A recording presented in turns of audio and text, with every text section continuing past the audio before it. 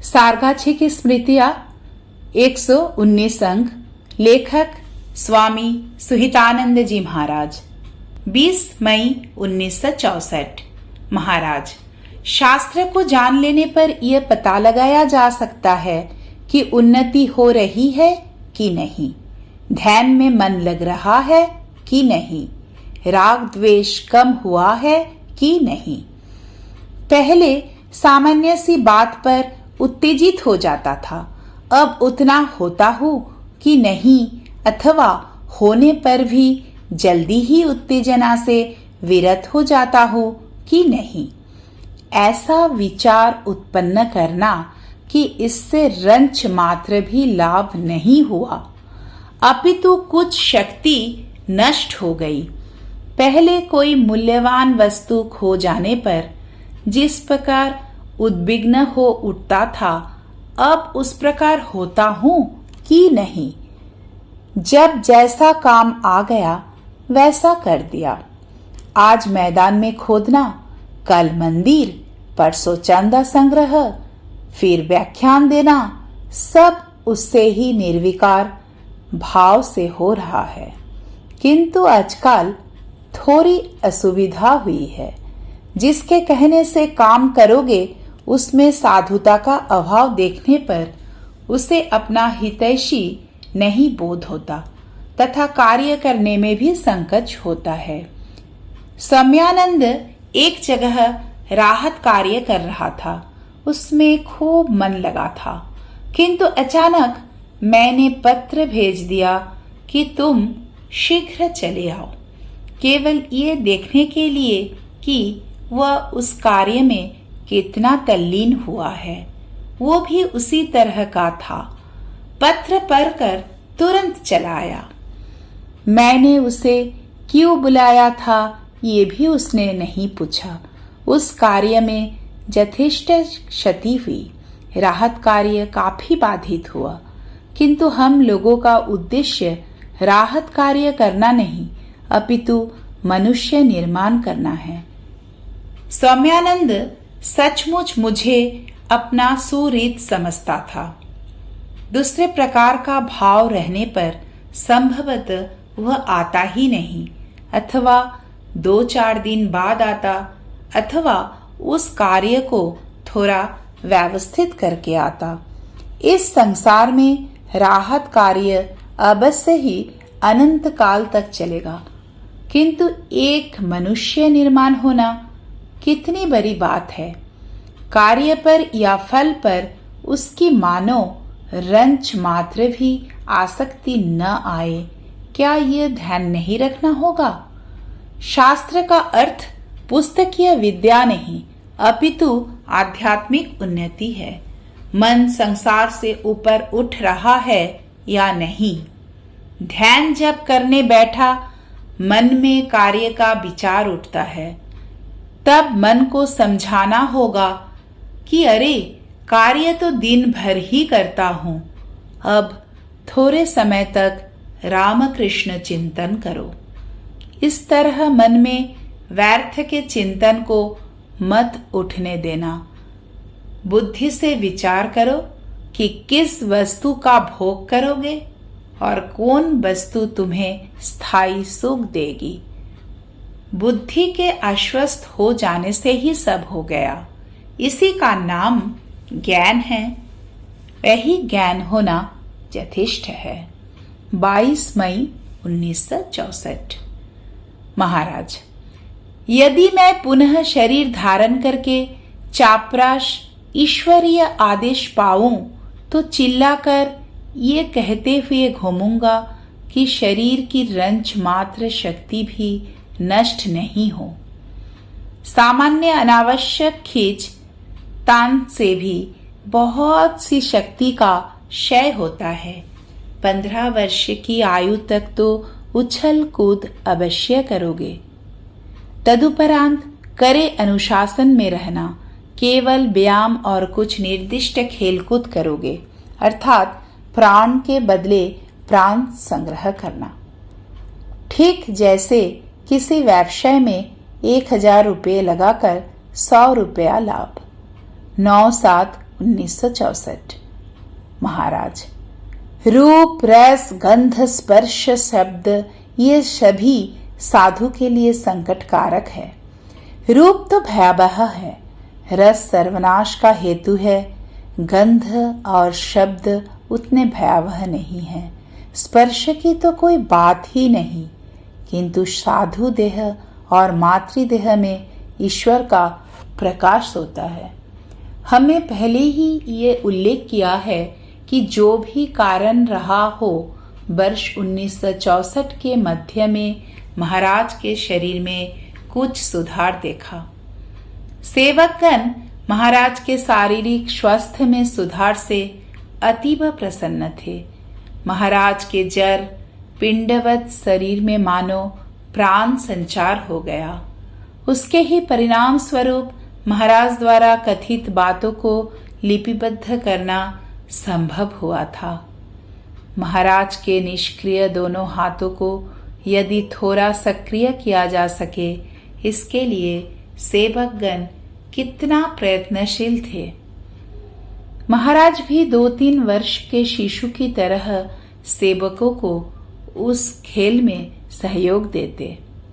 इसी प्रकार का एक चित्र हम दिनांक 13/8/1964 को लिखित पवित्र चक्रवर्ती के एक पत्र में पाते हैं। हम इस पत्र के इस अंश विशेष को उद्धृत करते हैं। श्री रामकृष्ण, वाराणसी, 13/8/1964। पूजनीय पूज्यपाद प्रेमेश महाराज लगभग पूर्ववत है। इसीलिए मैं प्राय कहता हूँ कि आजकल पूजनीय महाराज सनातन के कामकाज में कुछ मदद कर रहे हैं। जैसे समझ लीजिए कि अदरक पीसकर देने पर वे उसकी गोली बना देते हैं, जिससे मुख की शुद्धि होगी। बिस्तर के पास बैठकर दोनों पैरों को नीचे स्थित स्टूल पर रखकर गोद में थाली को रखकर गोली बनाना सोच कर देखिए। फिर जैसे वे बैठे बैठे क्रमशः एक नया पैसा का 100 डाक टिकट काट कर उसे जल में भिगाकर सनातन के हाथ में दे रहे हैं और सनातन उसे पोस्ट कार्ड पर चिपका रहे हैं। तीसरी बात ये कि छोटे छोटे तकिए की खोलों को वे स्वयं उसमें पहनाते हैं। आजकल के मकर ध्वज का चूर्ण स्वयं बना लेते हैं, कभी लेटकर तो कभी बैठकर। शहद और चावल के धोवन के साथ 2-4 दिन से वे इसका सेवन कर रहे हैं। इधर उन्हें 2 बार स्नान करवाया जाता है। उनका भोजन प्राय पूर्ववत ही है, किंतु अच्छा सेब नहीं मिलने के कारण कुछ दिनों से सेब खिलाना बंद है और इससे भूख आदि स्वाभाविक रहने पर अब सेब बंद ही रहेगा। भात खाने की मात्रा थोड़ी बड़ी है।